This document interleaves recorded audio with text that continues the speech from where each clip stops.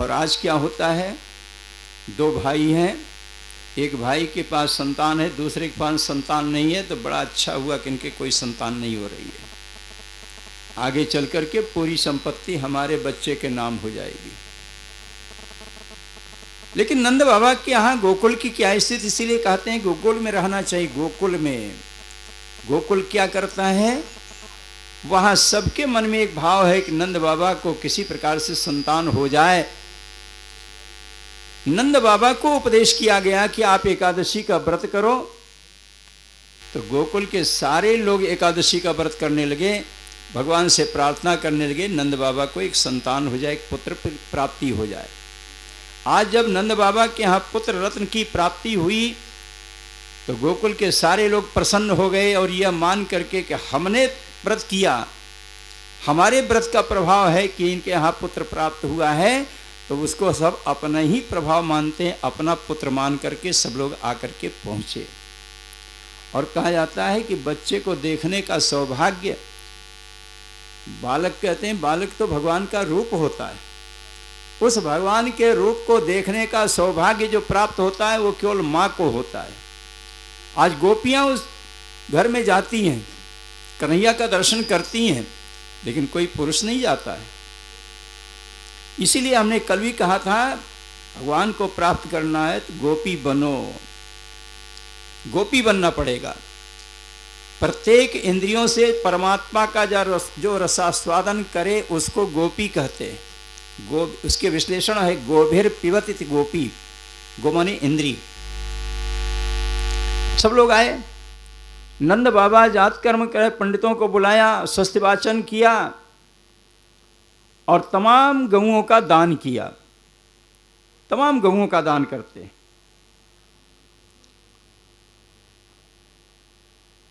एक ब्राह्मण को 1000 गाय का दान कर दिया। और वो ब्राह्मण जब गाय लेकर के जा रहा है तो उनकी पत्नी थोड़ी कर्कशा है, झगड़ालू है। उसने देखा कि हमारे पतिदेव इतनी सारी गैयों को इकट्ठा बटोर करके लेके आ रहे हैं, बड़े जोर से क्रोधित हुई। कहा ये इतनी गाय कौन है देने वाला हो गया, और तुम ले करके क्यों आ रहे हो, कहाँ इसको बांधा जाएगा, क्या किया जाएगा, इतनी गैयों का क्या काम है। ब्राह्मण देवता कहते हैं, अरे सुनो, तुमने सुना नहीं, नंद बाबा के यहाँ छोरा हुआ है। अब नंद बाबा को छोरा हुआ है ये सुना, जैसे कान में शब्द गया, सारा क्रोध दूर हो गया। वो भी भाग खड़ी हुई जाकर के नंद के दरवाजे पर पहुंचती है। इसीलिए हमने कहा है, श्रीमद् भागवत की कथा, श्री कृष्ण की कथा 10वें स्कंद में हो रही है, और 10वें स्कंद माने रस 9 होते हैं। साहित्य शास्त्र के अनुसार 9 रस का वर्णन किया गया है, लेकिन श्रीमद् भागवत के अनुसार यहाँ एक नए रस का उत्पादन होता है जिसका नाम है प्रेम रस। भगवान कृष्ण के चरित्र में प्रेम रस का प्रवाह होता है, और उस प्रेम के कारण आज वो कर्कशा नारी, वो भी भाग करके दौड़ करके नंद बाबा के दरवाजे पर पहुंच गई।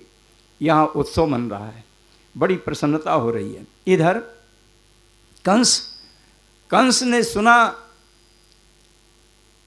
तेरा वध करने वाला तो पैदा हो चुका।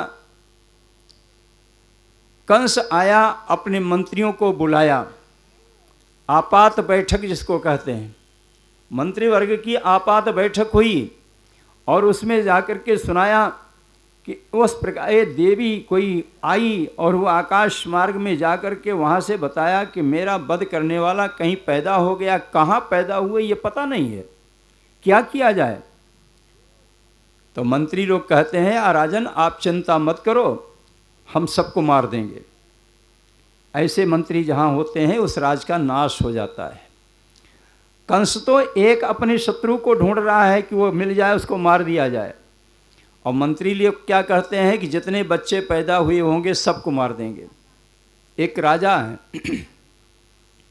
राजा ने कभी कहा, नंद बाबा ने, स्त्रियां आई, सबको हल्दी और तेल का उपटन लगाती हैं।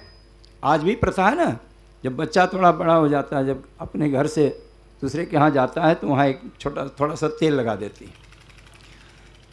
तेल और हल्दी उसके शरीर में लगाना इस सबका कर्तव्य होता है। तो वो तेल और हल्दी लगा करके आशीर्वाद देती हैं, चिरंजीव, बहुत दिन तक जीवित रहा मेरा बच्चा। इस प्रकार सब आनंदित हो रही हैं।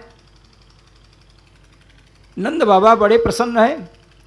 बोले ऐसे प्रसन्नता के समय पर हमें कुछ और कार्य करना चाहिए क्या? कहाँ हम कंस को वार्षिक कर देते हैं। तो चलो इतनी प्रसन्नता का विषय है, इसी में चल करके हमको ये भी सूचना भी दे देंगे और उनको कर भी दे देंगे। यह सोच करके वार्षिक कर देने के लिए नंद बाबा घर से निकले, मथुरा पहुंच गए। मथुरा में जा कर के उनको वार्षिक कर दिया। कंस ने देखा आज तो बड़ा उपहार आया है,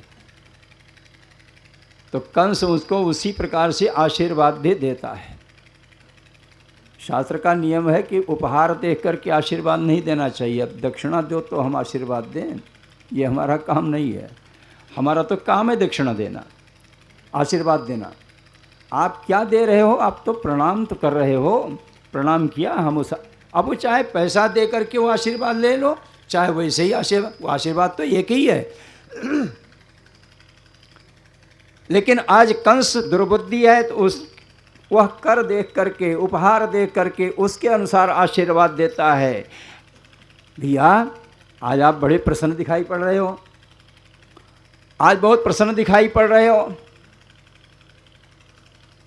नंद ने कहा भैया राजन, आप सबके आशीर्वाद से भगवान का नाम नहीं ले सकता है।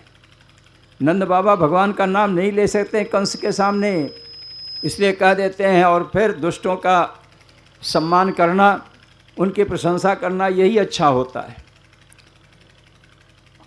उन्होंने कह दिया आप सबके आशीर्वाद से हमारे यहाँ एक संतान पुत्र रूप में अवतरित हुई है।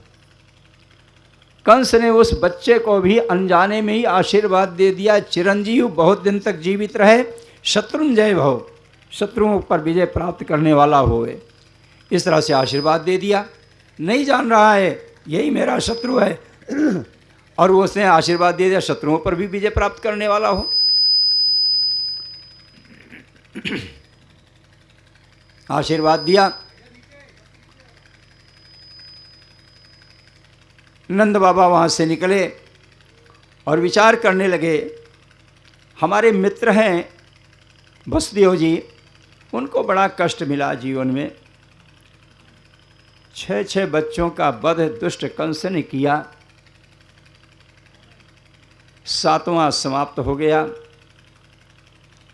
8वें में कन्या आई, उसका भी, वो भी आकाश मार्ग से उड़ के चली गई। वसुदेव के तो जीवन में कष्ट ही कष्ट है। नियम यही है कि मित्र का धर्म होता है कि अपने कष्ट से व्याप्त जो मित्र हैं उसके कष्ट में सम्मिलित होना चाहिए। जेन मित्र दुख होए दुखारी, तिनहि बिलोकत पातक भारी। बड़ा पाप हो लगता है।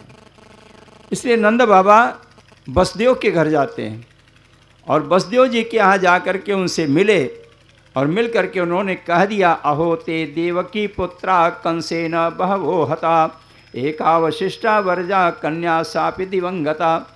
बहुत सारे बच्चों का वध दुष्ट कंस ने किया, एक कन्या बची थी, वो भी आकाश मार्ग से चली गई। आपको तो बड़ा कष्ट हो रहा है। नंद बाबा की इस बात को सुन करके वसुदेव जी कहते हैं बाबा आपके यहाँ तो पुत्र पैदा हुआ है।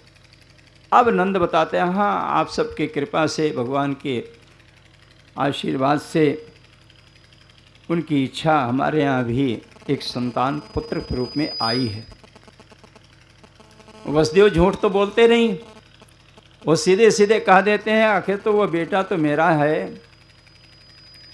अब नंद बाबा ने सुना, लेकिन इसको सांसारिक भाषा में समझ गए। गांव के लोग यही कहते हैं ना, किसी का भी बेटा हो, किसी भी जाति का बेटा हो, लेकिन वो अपना ही बेटा है। और बेटा भी उसी प्रकार से उसको अपना चाचा काका नाना यही कहता है ना। नंद बाबा इस भाव से बोल दिया हाँ हाँ वो आप ही का बेटा है। तो वसुदेव जी कहते हैं कि जब मेरा बेटा है तो बेटे की सुरक्षा करने का दायित्व किस पर है? पिता पर है। इसलिए वसुदेव जी बोलते हैं, करो वै वार्षिको दत्तो राज्ञे दृष्टा वयंच वह नेस्थेयम बहुत इथम संतुत्पाताश्च गोकुले। आपने कर दे दिया? बोले हाँ। कहा हमसे मिल लिया? कहा हाँ। तो कहा अब यहाँ मत रुको। कोई मित्र इतने दिनों के बाद कोई मित्र के घर जाए और मित्र कहे कि तुम यहाँ रुको नहीं, चले जाओ यहाँ से, कोई कह सकता है क्या? सब यही कहते हैं, चाहते हुए भी कि नहीं ये जाएं, कितनी जल्दी चले जाएं, लेकिन फिर भी कहते हैं थोड़ी देर रुक जाओ, और थोड़ी देर और रुक जाओ, एक आध दिन तो रुक जाओ।